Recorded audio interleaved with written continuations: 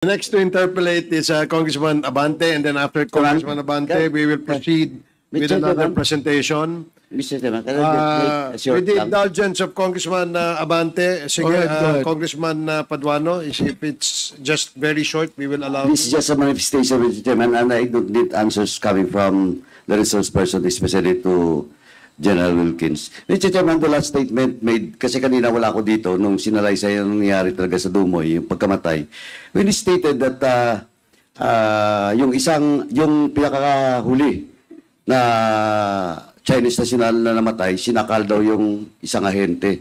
Eh, sinakal lang pala eh. Ba't pinatay? Di ba? Is it commensurate?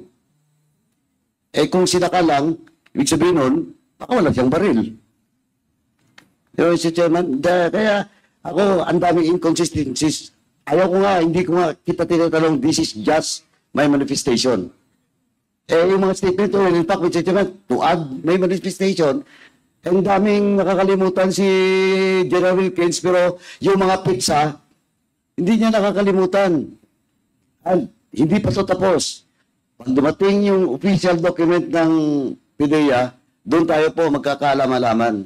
Pero once again, Mr. Chairman, nagtataka po ako sa statement na yung pang-anim o yung last na namatay, sinakal pa nga yung isang agent ng PIDEA daw o ng agent nila General Wilkins. Thank you, Mr. Chairman. Again, I don't need the reply from General Wilkins. Okay. Thank you po. Salamat.